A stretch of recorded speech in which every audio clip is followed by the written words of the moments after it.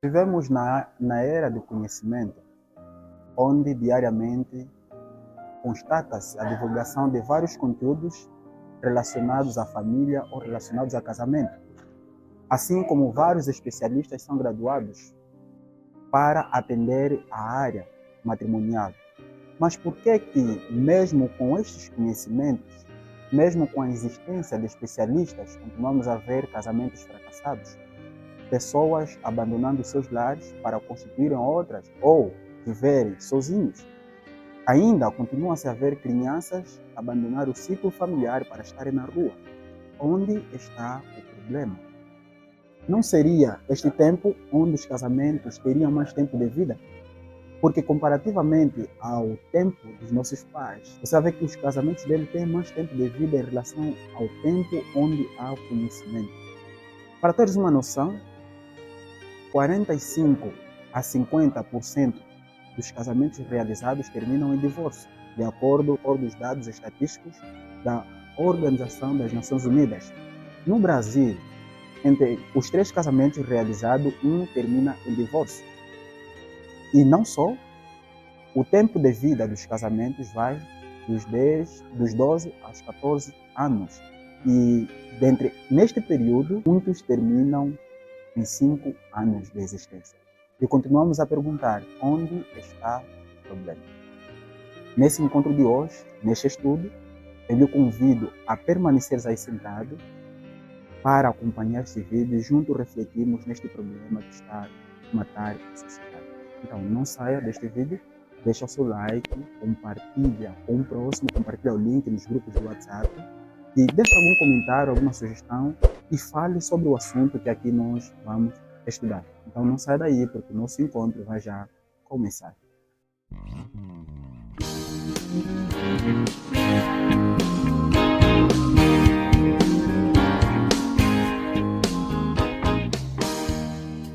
Muitos casamentos não têm dado certo pela maneira como eles começam. Ou seja, a formação do casamento muitas das vezes é que tem originado o divórcio. Por isso que hoje nota-se que o casal, ou a mulher, ou o homem, vivem juntos, mas sonham com um outro homem ou com uma outra mulher que ele acha com quem deveria se casar. Por quê? Muitos decidem casar para ter uma independência financeira. Quando vê que o ciclo familiar há um aperto financeiro, então algumas mulheres casam-se com a possibilidade ou probabilidade de ter uma independência financeira. Outros casam-se por causa da pressão social. Independentemente das culturas, existem algumas onde os filhos são obrigados a casarem. Por exemplo, os pais dizem, olha, eu já tenho uma idade e preciso ter um neto. E tu deves me dar um neto. Outros casam-se por causa de gravidez. Ao engravidar a parceira com quem estava, então sente-se obrigado a casar. E outros também casam-se para evitar problemas ou o barulho, podemos assim dizer, porque não tem paz na casa dos seus pais, então decidem casar. Alguns são motivados a casar por causa dos presentes.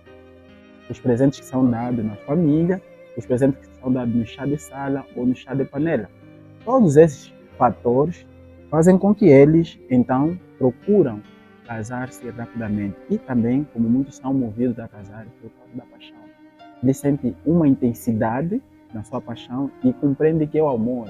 E apressadamente eles procuram, então, assim, constituir um casamento. E alguns também, por serem cristãos, casam-se para ter uma liberdade de relação, intimidade sexual. Porque sabe que o sexo antes do casamento é pecado. Então, decidem casar para poder, então, ter uma vida sexual livre e ativa. Alguns divórcios surgem por vários fatores. Tal como nós já dissemos, além da formação, como também algumas interferências. A falta de filho em relacionamentos tem originado também o divórcio daquele casal. As agressões físicas também são fatores que dissolvem os relacionamentos. Viver em julgo desiguais ou em crenças diferentes origina também divórcio de um determinado casamento. Outro fator tem que ver com as finanças. O dinheiro está a separar o casamento. Também a infidelidade e outros fatores que vão surgindo ao longo do casamento.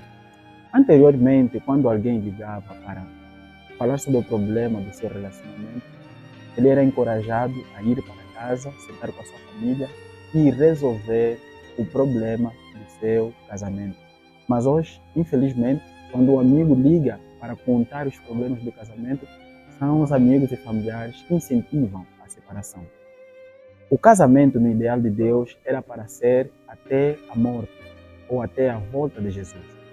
Mas, por causa das circunstâncias da vida, Deus permitiu que o casamento fosse por causa de infidelidade. E veja aqui, no livro de Marcos, capítulo 10, os fariseus iam conversando com Jesus, consultando acerca do divórcio. E Jesus Cristo teve que lhes dar uma resposta. Venha comigo no livro de Marcos, capítulo 10. Marcos é o livro do Novo Testamento. Marcos, capítulo 10. Veja, os fariseus, eles foram até Jesus e fizeram a seguinte pergunta: é lícito o homem repudiar sua mulher? E Jesus, respondendo no verso 3, disse o seguinte: quem vos mandou Moisés? E eles disseram: Moisés permitiu escrever carta de divórcio e repudiar. E Jesus disse: pela dureza dos vossos corações, vos deixou ele escrito esse mandamento. Porém, desde o princípio da criação, Deus os fez macho e fêmea. Por isso, deixará o homem seu pai e a sua mãe, unir-se-á à sua mulher. E serão dois uma carne, e assim já não serão dois, mas uma carne. Portanto, o que Deus ajuntou, não separe o homem. Aqui nós vemos Jesus Cristo, mais uma vez, a incentivar, realçar a importância do casamento. De que aquilo que Deus uniu, nenhum homem deveria então assim separar. E quando vais para o livro de Malaquias, capítulo 2, verso 16, vais compreender que a Bíblia diz de que o Senhor odeia o divórcio. Então, a Bíblia nos mostra que o divórcio só acontece pela dureza do coração. Acontece pela dureza do coração. E Jesus Cristo teve que dar uma concessão, não uma lei, por causa da infidelidade. Se haver alguma infidelidade dentro do relacionamento, então a pessoa que permaneceu fiel tem direito de separar-se daquele relacionamento. Atenção que quando a Bíblia fala de prostituição ou fala da fornicação, engloba toda a imoralidade sexual.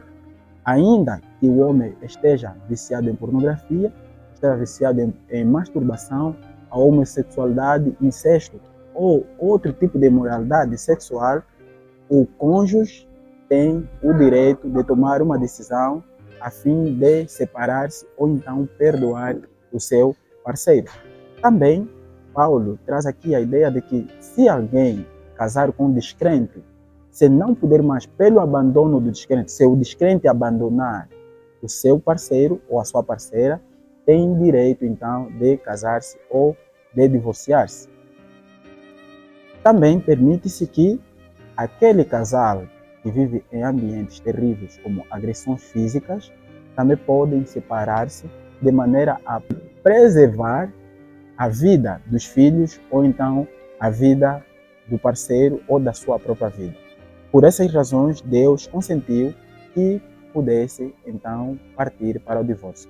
E mais uma vez eu quero convidá-lo para o livro de Provérbios 21, verso 16, na versão Bíblia Viva, diz: quem conhece o caminho do bem, mas prefere andar constantemente pelo caminho do mal, destruirá sua própria vida. Prezado amigo, você que me acompanha nesse vídeo, você sabe que adulterar é pecado.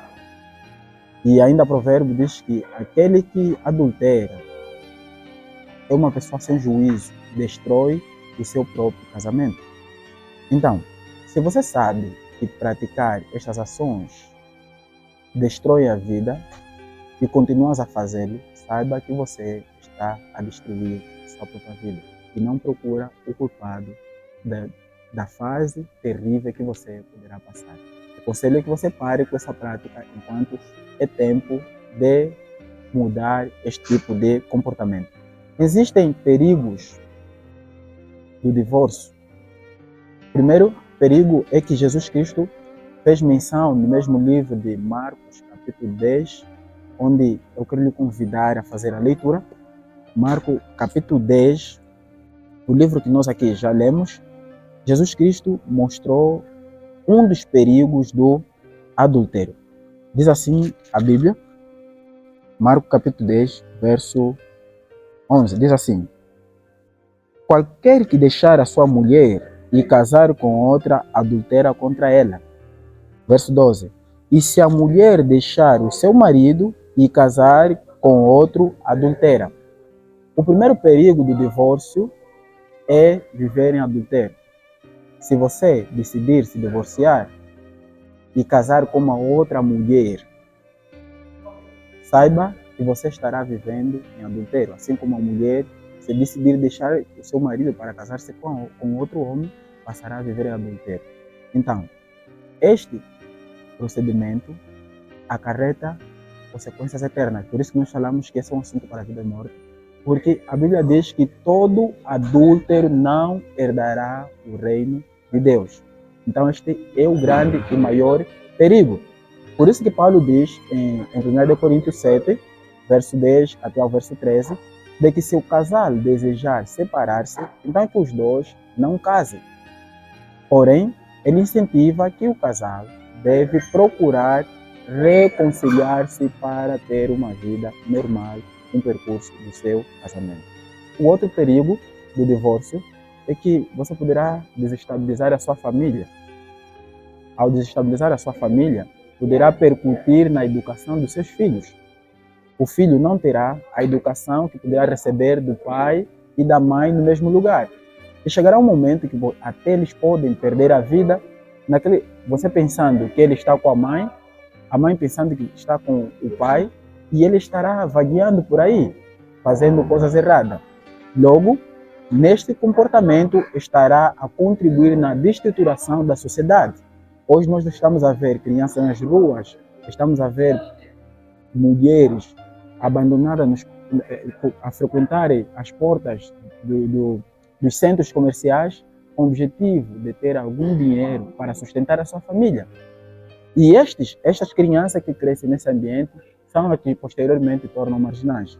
E logo não estarias a contribuir para o desenvolvimento da igreja, para o desenvolvimento da vizinhança, nem para o desenvolvimento dessa sociedade em que você está inserido. Então, o divórcio tem consequências não só pessoais, como também consequências coletivas. E a mulher ou o homem, ele passa a ter um trauma, independentemente de como você não se divorciar. Passa a ter um trauma, passa a ter um baixo autoestima, as emoções não são boas. Quero aqui apresentar alguns passos que ajudarão a restaurar o teu casamento. O primeiro passo é a mudança, ou seja, a mudança deve começar contigo. A Bíblia, quando Pedro aconselha as mulheres, 1 Pedro 3, verso 1, diz, olha, semelhantemente vós mulheres, sede sujeitas aos vossos maridos, para que também, se alguns não obedecem à palavra, pelo porte de suas mulheres sejam ganhos sem palavra. Aqui, Pedro aconselha mulher e que também aconselho você, homem, de que o teu comportamento deve ser um comportamento exemplar, ou seja, para que o seu parceiro ou a sua parceira, ao contemplar a maneira como você se comporta, ele seja ganho sem que você profirar alguma palavra. É daí que Mahatma Gandhi diz assim, ser a mudança que você deseja ver ao mundo. Então, se você quer ter um casamento restaurado, examine a si mesmo e vê quais são os aspectos que devem ser mudados, quais são os aspectos que devem ser ultrapassados, de maneira que o seu parceiro ou a sua parceira também sinta-se motivado para que tenha um casamento feliz. O outro ponto que eu quero aqui apresentar é buscar o auxílio de Deus. Sim, foi Deus quem constituiu o casamento. Se Deus constituiu o casamento, Ele também tem a solução para o casamento. assim como acontece quando se compra um artigo numa fábrica, quando mesmo apresenta avarias, leva-se naquela representante ou naquela fábrica para solucionar o objeto ou o artigo que você lá comprou. Porque outra pessoa provavelmente não daria a solução que você pretende. Assim também acontece no casamento. Se você quer ter um casamento poderoso, restaurado, um casamento feliz, você deve ir a quem fez, a quem começou com esse projeto. E esse projeto começou com Deus, não com o homem. E é necessário que você ore. Além de orar, você deve agir. Você deve agir. Por quê? Deus, sempre que realizou um milagre, você vai ver que teve a mão do homem. Ou seja, quando Deus ressuscitou a Lázaro, mandou os homens remover a pedra que havia no sepulcro. Quando Jesus transformou água em vinho, mandou os senhores que estavam aí encher os potes. Ou seja, Deus deseja que você entre em ação para que Ele também realize o milagre. Então, o segundo passo que eu trago para você é que deve buscar a Deus, orar a Deus, estudar a Bíblia, para ter uma mente clara e ter um coração transformado, a fim de poder restaurar o seu casamento. É necessário usar o método de Cristo, sabe? Jesus teve que se encarnar, se humilhou para salvar a humanidade. E a Bíblia diz que Deus amou o mundo de tal maneira que enviou seu Filho unigênito, para que todo que nele crê não pereça, mas tenha a vida eterna. Isto nos mostra aqui um aspecto importante, que é sacrifício. Jesus, ao morrer na cruz, sacrificou-se. Ao sair dos céus para tornar homem, é sacrifício. Imagina deixar aquele todo luxo nos céus para vir a essa terra de poeira. Então, se você quer ter um casamento forte, um casamento feliz, você tem que se sacrificar. O amor não é só palavra, o amor envolve sacrifícios, envolve dar. Deus amou e deu. Então, também deves amar o seu cônjuge para então teres um casamento feliz. O outro ponto que eu quero aqui lhe trazer é que você deve compreender o teu parceiro, deve compreender o cônjuge. Somos de famílias diferentes, viemos de sociedades diferentes. Então é necessário que cada um estude o seu parceiro e compreendê-lo quem é e como deve trabalhar para ajudar o mesmo a enquadrar-se no padrão do casamento que se deseja ter, o casamento que se pretende restaurar. Converse sobre o assunto. Não tenham medo. Uma coisa, precisamos ter atenção. Ao conversar sobre o problema, não se deve atacar o parceiro. Ataquem o problema que está a criar o mal-estar no casamento, de maneira a encontrar a solução e terem, então, um casamento. Prezado amigo, onde as condições de vida são doentias, a solução cristã é mudar de condições e não mudar de parceiro.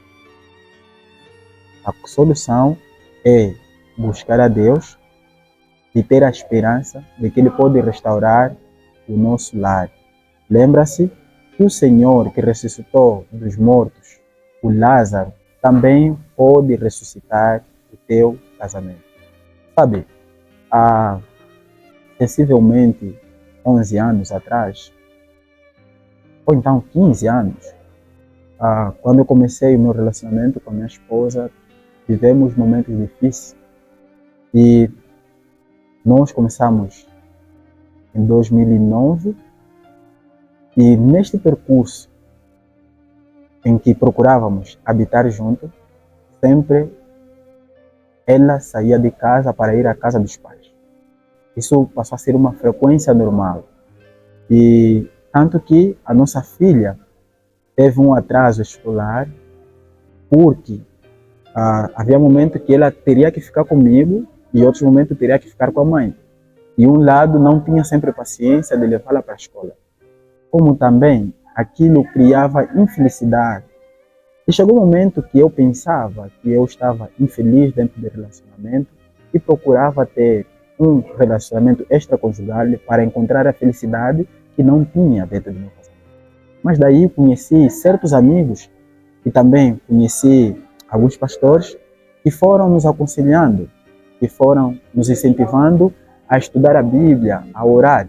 E um dos textos que me foi lido, que marcou o meu coração, foi o livro de Malaquias, capítulo 2, verso 16, que diz: eu, o Senhor, odeio o divórcio. E também me lembro que tinha uma conversa com um ancião, e ele perguntou assim: Felizardo, você quer que a sua esposa perca o reino dos céus por tua causa? E eu fiquei a me perguntar por que ele teve que questionar assim. E quando eu fui para a Bíblia, deparei-me com o texto que já lemos de Marcos, que diz que aquele que divorcia-se e casa com uma outra pessoa comete adultério. E quem vive adultério, obviamente, se não se arrepender e abandonar, poderá não herdar o reino de Deus. Logo, ao olhar nesse texto, eu pensei que o problema já não estava com a minha esposa, quem eu culpava, o problema estava comigo.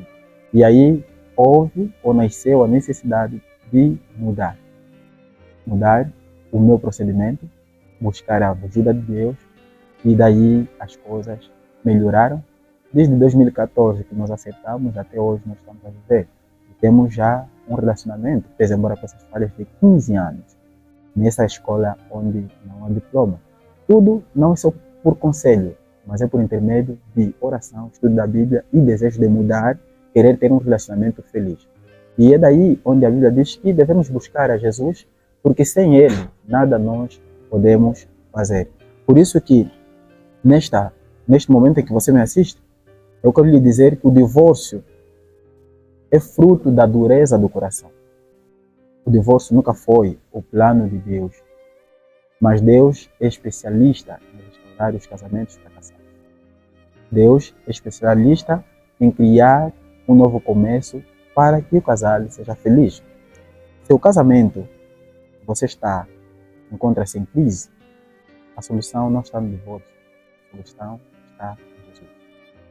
E por isso que eu lhe aconselho a não entregar a tua família ao fracasso, a não desistir cedo do seu casamento, mas sim entregar a sua família ao Senhor. Por quê?